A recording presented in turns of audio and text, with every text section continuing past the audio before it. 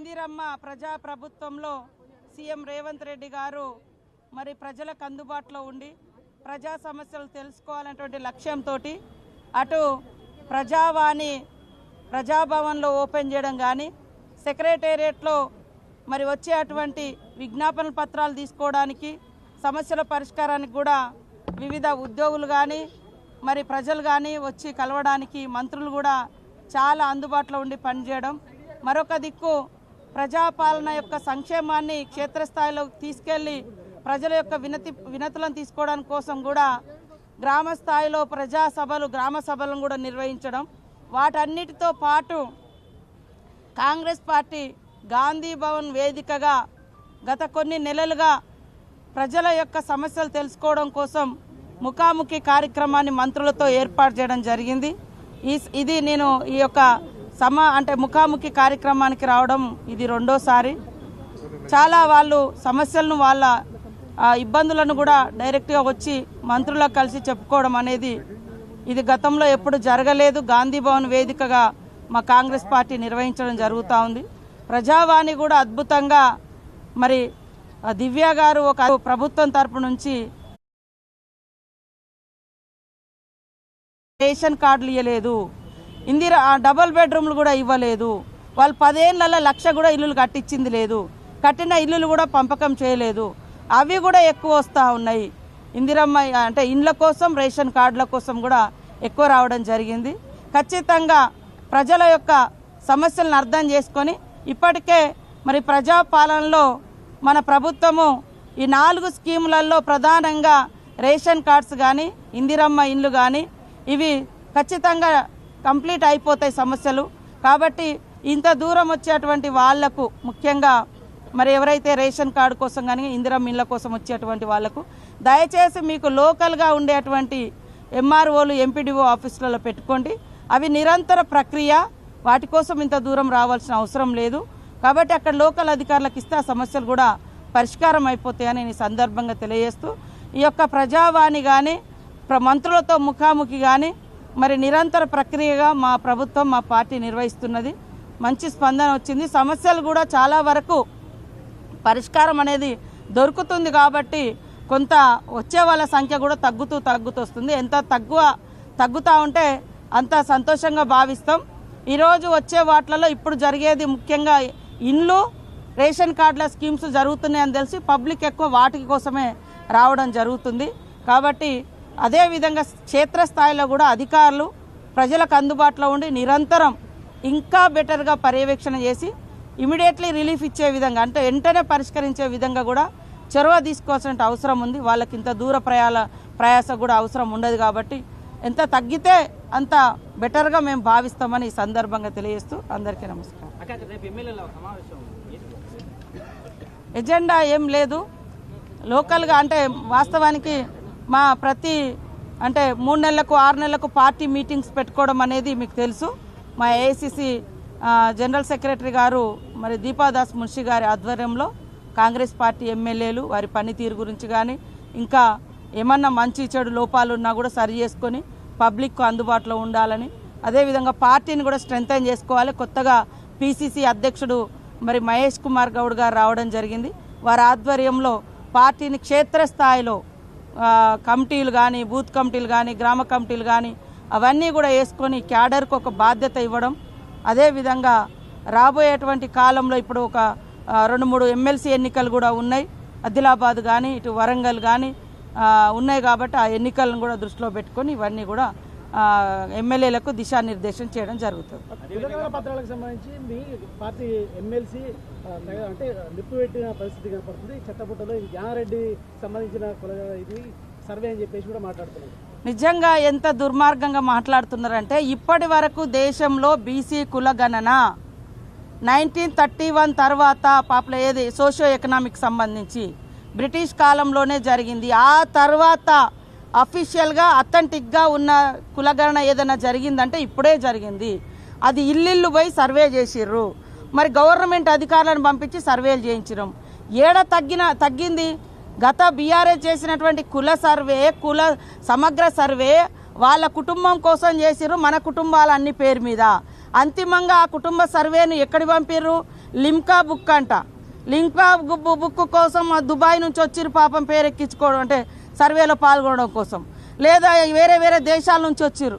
ఆ సర్వేని ఆధారంగా తీసుకొని ఏదన్నా పథకం అమలు చేసిండ్రా? ఎస్, నేను అడుగుతున్నా ఇప్పుడు. ఎస్, మేము socio economic, education, employment, political, అదేవిధంగా క్యాస్ట్ సర్వేను మేము మా రాహుల్ గాంధీ గారి యొక్క డ్రీమ్, టార్గెట్, లక్ష్యము, ఆశయం, ఆకాంక్ష, ఒక పేషెంట్ను ఎక్స్రే తీస్తే ఆయన బాడీలో ఉన్నదంతా ఎట్లా బయటకు వస్తుందో, ఈ సమాజంలో కులాంతరాలు, అదేవిధంగా పేదరికము, కులాలు, వాటి అన్నీ కూడా బయటకు వస్తాయి. ఎక్స్రే లాగా కుల గణన జరగాలని చెప్తే మేము మరి రోజుకు ఒక 10 కుటుంబాలు, ఒక అధికారి, 10 కుటుంబాలే ఆ రోజు 10 లక్షల మందిని ఉపయోగించారు. బీఆర్ఎస్ పార్టీ 10 లక్షల ఉద్యోగులు ఈ సర్వేలో పాల్గొన్నారా? ఈ రోజు మేము 1,00,000 మంది ఉద్యోగులను వాడి, గవర్నమెంట్ ఉద్యోగులను వాడి అథెంటిక్గా తెస్తే కావాలని బీసీలకు వచ్చే ఒక మంచి అవకాశాలను పక్కదోవ పట్టించి రేపు ఏ అవకాశాలు ఉండొద్దని చేసి కుట్ర చేసి ఇవాళ అందరూ అట్లా మాట్లాడుతున్నారు. కానీ తప్పు. అది ఒకవేళ ఎక్కడన్నా మిస్ అయితే కొంతమంది టీఆర్ఎస్ నాయకులు ఈ కుల బహిష్కరణ, అంటే ఈ కులగణన బహిష్కరించాలన్నారు. ఎంత దరిద్రం అంటే, ఇవాళ నువ్వు లిమ్కా బుక్ కోసమేమో కుల సమగ్ర సర్వే పేరు చెప్పి ఒక్క రోజులో దేశ విదేశాల నుంచి రప్పించి రికార్డు కోసం పంపించినావు. మేము ఇవాళ కుల సమగ్ర సర్వే చేసి ఏ కులం ఎంతో తేల్చి వాళ్లకు సంక్షేమ పథకాలు కానీ, వాళ్ళకు రాజకీయ అవకాశాలు కానీ, ఉద్యోగ ఉపాధి అవకాశాలు కానీ, మరి సామాజిక డెవలప్మెంట్ కానీ చేయాలని మేము ఒక లక్ష్యం పెట్టుకొని చూస్తే దీన్ని కంపేర్ చేసి మాట్లాడుతారు. వాళ్ళు ఇచ్చింది 51, మేము ఇచ్చింది 56%. మా సర్వేలో వచ్చింది 56%. ఎక్కడ తక్కువ వచ్చింది? ఇవాళ తక్కువ ఎక్కడ రాలే. వాళ్ళ సర్వేలో ఓసీలకు ఆనాడు 23% ఇచ్చారు. ఈరోజు మా సర్వేలో 15% వచ్చింది. ఎక్కడ ఓసీలో పెంచినాం, ఎక్కడ బీసీలో తగ్గించినాం. ఇక మా పార్టీ కాదా ఆయన డిసైడ్ చేసుకోవాలి. ఇప్పుడు నా బాధ, ఎందుకంటే నేను కూడా మల్లన్న కోసం చాలా కష్టపడ్డాం, పనిచేసినాం. పార్టీలో మాట్లాడాలనుకున్నప్పుడు పార్టీ లైన్లో ఉండాలి. లేదా మీకు డౌట్స్ ఉంటే ఇది ఎట్లా చేసినామని ఆయనను కూడా 2-3 మీటింగ్లో పిలిచినాం. నేనే కదా పంచాయతీరాజ్ శాఖ మినిస్టర్గా ఉన్నప్పుడు కూడా ఉండిగా ఆయనను కూడా 2-3 మీటింగ్లకు వచ్చిండు. కాబట్టి ఇవాళ సమగ్ర ఈ యొక్క కులగణన జరుగుతుంటే ఈ యొక్క సమగ్ర సర్వేలో అధికారులకు సహకరించాల్సినటువంటి ప్రజాప్రతినిధులుగా ఉండి బీఆర్ఎస్ పార్టీ ఎంత దుర్మార్గం అంటే వాళ్ళు ఈ సర్వేలో పాల్గొనలే. మేము ఒక టార్గెట్ పెట్టుకున్నాం, సామాజిక ఆర్థిక ఉద్యోగ ఉపాధి అవకాశాల కోసం ఈ కుల సమగ్ర సర్వేను మేము నిర్వహించినాం.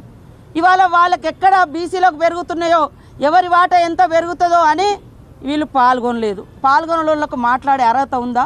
బీసీ సోదరులు కూడా ఆలోచించాలి, నిలదీయాలి. ఎందుకు వాళ్ళు పాల్గొనలేదు? వాళ్ళు అంటే దీన్ని తగ్గించాలనే కదా, ఈ యొక్క కుల సమగ్ర సర్వేను ఉనికిలోకి రానియకుండా చేయాలనే కదా. అలాంటి వాళ్ళు వచ్చి వాళ్ళు మాట్లాడుతున్నారు బీసీల కోసం. బీసీ సోదరులు అంతకుముందే మాట్లాడారు, తోడేళ్ళు వచ్చి గొర్రెలను కాపాడుతామంటే ఎవరైనా గొర్రెలు నమ్ముతాయా? నేను గొర్రెనే కావచ్చు, కానీ నాకంటూ ఒకటి ఉన్నది. కానీ తోడేళ్ళ మీద డిపెండ్ అయి బతికే అంత దారుణమైన పరిస్థితి ఈ రాష్ట్రంలో ఏ వర్గాలకు లేదు. మా జాజుల సీనన్న కూడా అంటాడు, మేము తోడేళ్ళని నమ్ముతామా అమ్మ, మేము గొర్రెలమే కావచ్చు కానీ తోడేళ్ళని నమ్మని. ఇవాళ బీఆర్ఎస్ లీడర్లు ఇవాళ నీతులు మాట్లాడుతున్నారు. మీ ఇంట్లో ఒక పీసీసీ ఒక సెక్రటరీ అంటే ప్రెసిడెంట్గా ఉన్నారు, సీఎంగా ఉన్నారు, కనీసం వర్కింగ్ ప్రెసిడెంట్ కూడా గతి లేదు. బీసీలకు ఎందుకు ఇవ్వలేదు మీరు వర్కింగ్ ప్రెసిడెంట్? 20 ఏళ్లలో శాంతి వాళ్ళని నెట్టి పడేసిర్రు, మీ కుటుంబాన్ని మాత్రం మంచిగా నడుపుకున్నారు. మీకు మాట్లాడే అర్హత ఉందా? వాళ్ళు వెనుక ఎట్లా పోయి నిలబడుతుర్రో మా బీసీ సోదరులు కూడా ఆలోచించాలి. 10 ఏళ్లల్లో మరి బీసీలకు బడ్జెట్ ఏమి ఇచ్చిర్రు? ఇవాళ నీతులు మాట్లాడుతున్నారు కదా, బడ్జెట్ కేటాయింపులు కూడా లేవు. వాళ్ళు వెనుక ఉండే 5-10 మందో ఇవాళ నేను అంటా ఉన్నా. తలసాని శ్రీనివాస్ యాదవ్ గారు మాట్లాడండి, ఓకే సంతోషం. అయ్యా మరి మీరెందుకు కుల సమగ్ర సర్వేలో పాల్గొనలేదు? ఏం తప్పు ఉంది మాది? ఏం తప్పు రాసినాం? ఓకే, నీకు ఇష్టం, నీ కులాన్ని కూడా నువ్వు ఎక్కించుకోలేకపోయినా ఇలాంటి వాళ్ళు ఎంతమంది ఎక్కించుకోలేదో మరి? ఇలాంటి ఆయన ఎక్కించుకోలేదు, పద్మారావు ఎక్కించుకోలేదు, ఇక అందరు మిగతా అప్పర్ క్యాస్ట్ వాళ్ళు ఎక్కించుకోలేదు, బీసీల నుంచి వీళ్ళిద్దరు ఎక్కించుకోలేదు, మిగతా అంతా దాదాపుగా ప్రజాప్రతినిధులంతా అప్పర్ క్యాస్ట్లోనే ఉన్నారు. వాళ్ళకంటే మన మీద ద్వేషం ఉందనుకో, మరి మీరెందుకు ఎక్కించుకోలేదా? ఇట్లా మిమ్మల్ని ఎమ్మెల్యే. మరి ఆయన ఫాలోవర్స్ అంతా నెక్కియాలి కదా, అరే మన కులం ఎంతో మనం చూపించుకోవాలి, రాయించుకోండి అని చెప్పాలి కదా. చెప్పకుండా ఇవాళ వచ్చి సన్నాయి నొక్కులు నొక్కితే ఎట్లనే? కాబట్టి ఇది ఒక కుట్రపూరితంగా, ఇది మంచిగా పోయింది వాస్తవానికి బీసీలది.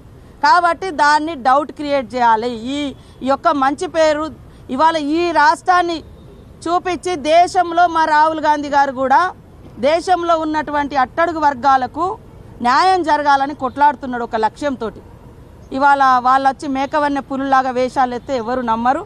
మన సీఎం రేవంత్ రెడ్డి గారికి పూర్తి చిత్తశుద్ధితోటి ఉన్నారు కాబట్టే నిన్న చారిత్రాత్మకమైనటువంటి 2 కులాలకు సంబంధించి 2 వర్గాలకు సంబంధించి స్పష్టత ఇచ్చి మేమెంతో మాకంతా ఎవరిది వాళ్లకు వాటా ఇచ్చి పంచుకుందాం, పంచాది తెంచుకుందాం అనే రకంగా అది క్లియర్ చేయడం జరిగింది. అందరూ ఆమోదించారు, సంతోషపడ్డారు. కానీ ఈ సంతోషపడ్డ ప్రజల యొక్క సంతోషాన్ని చూసి ఓర్వలేక దీన్ని ఆపించాలనే కుట్రతోటే ఈ కులగణన తక్కువ చేసి చూపించరు, ఒప్పో చేసి చూపించరు అని చెప్తున్నారు. అది ఎవరైనా పాల్గొనకుంటే బీఆర్ఎస్ బీజేపీ ఇంకెవరో పాల్గొనకుంటే వాళ్ళు పాల్గొనకపోవచ్చు. అయినా కూడా మా వాళ్ళు మళ్ళీ ఫోన్లల్లా అయ్యా నువ్వు ఎందుకు పాల్గొనలేదంటే కొంతమంది మాకు ఇష్టం లేదని చెప్తున్నారంట. కొంతమంది సరే ఫోన్లలోనైనా రికార్డు చెప్తే అట్లా కూడా కొంత మళ్ళీ ఎక్కించి అంటే మళ్ళీ పోయి మళ్ళీ చేసి వాళ్ళు ఉన్నాము అంటే పోయి మళ్ళీ కూడా చేసుకొచ్చారు. ఇంతకంటే ఇంకా తగ్గి ఏం చేస్తారు? ఒక్కరోజు లెక్క ఏడ బస్ స్టాండ్ కాడ దొరికితే నీ వివరాలు, ఏడ హోటల్ కాడ దొరికితే నీ వివరాలు వాళ్ళు రాసిన కుల సమగ్ర సర్వేలో మేము 50 రోజులు ఇచ్చినాం. నువ్వు ఒక్క రోజులో చెప్పింది కరెక్ట్ అంటున్నావు. నువ్వు చెప్పిన దాంట్లో అయినా కూడా నాయన 23% ఓసీకి ఇచ్చినావు, 51% బీసీకి ఇచ్చినాం. మేము 56 పైన ఇచ్చినాం. బీసీ 56 పైన లెక్క వచ్చింది మాకు. ఓసీలది మరి 15% వచ్చింది. ఈడ ఎవరికి పెంచినాం మేము? ఇది ప్రజలు కూడా అర్థం చేసుకోవాలి. ఒక మంచి ప్రయత్నం జరుగుతుంది దేశంలో. ఆఫ్టర్ ఇండిపెండెన్స్ ఫస్ట్ 1931లో ఈ కుల సోషియో ఎకనామిక్ సర్వే జరిగింది. After that only this is the best census అని చెప్తున్నా. క్యాస్ట్ సెన్సెస్ సోషియో ఎకనామిక్ పేరు మీద జరిగింది. ఇదే ఆధారం తప్ప వాళ్ళు చేసినామని చెప్తున్నారు కదా. వాళ్ళు లిమ్కా బుక్ అయితే పంపించారు కానీ మరి గవర్నమెంట్ వెబ్సైట్లో పెట్టాలి కదా, రికార్డులలో పెట్టాలి కదా, కనీసం చర్చ పెట్టాలి కదా, కనీసం అసెంబ్లీ కన్నా నివేదించాలి కదా. అయ్యా ఇగో ఇంత కులగణన గింత వచ్చింది, దాన్ని బేస్ చేసుకొని ఈ పేదోళ్ళకి గిన్ని ఇల్లు ఇస్తాను, ఈ వర్గాలకు ఇంత బడ్జెట్ కేటాయించడం, ఇంతమందికి ఉద్యోగాలు ఇచ్చడం ఎక్కడైనా చెప్పిరా? ఆలోచించండి. ఇవాళ లాగొచ్చి వేషాలు వేసి మేము చేసే మంచిని ఈ రకంగా తులనాడడం అనేది ఇది కరెక్ట్ కాదు. ప్రజలు ఆలోచించాలని నేను మన తెలంగాణ హిట్ టీవీ యాప్, ఇందులో short news, live news, entertainment shows, movies, digital magazines తో పాటు మీ జిల్లా వార్తలను కూడా ఫ్రీగా చూడొచ్చు. అంతేకాదు కేజీ నుంచి పీజీ వరకు విద్యార్థులకు స్కాలర్షిప్ కూడా అందిస్తున్నాం. ప్రతి వారం 10 మందికి లక్కీ డ్రా ద్వారా ఒక్కొక్కరికి 10,000 రూపాయలు అందిస్తున్నాం. ఇంకెందుకు ఆలస్యం? వెంటనే హిట్ టీవీ యాప్ ని డౌన్లోడ్ చేసుకుని ఫ్రీగా ఎంటర్టైన్మెంట్ పొందండి. Hit TV app. Hit TV app. Please download hit TV app. Hit TV app ని ఫ్రీగా డౌన్లోడ్ చేసుకుని ఎంజాయ్ చేయండి. మీకు నచ్చిన ఎంటర్టైన్మెంట్ కోసం హిట్ టీవీ యాప్ ని ఫ్రీగా డౌన్లోడ్ చేసుకుని ఎంజాయ్ చేయండి. హిట్ టీవీ యాప్ ని డౌన్లోడ్ చేసుకుని ఆస్వాదించండి, ఆశీర్వదించండి. ఇంతమంది సెలబ్రిటీలు హిట్ టీవీ యాప్ ని డౌన్లోడ్ చేసుకోండి అని చెప్తున్నారంటే ఎంత మంచి యాప్ ఆలోచించండి. అమెరికాలో చదవాలనుకునే వాళ్ళకి విశ్వసనీయమైన పేరు మన శౌర్య కన్సల్టెన్సీ. UK లో 1 year masters, UK లో 1 year masters, 2 years work permit up to 5 years visa. Contact Saurya Consultancy. Contact 89851 89851.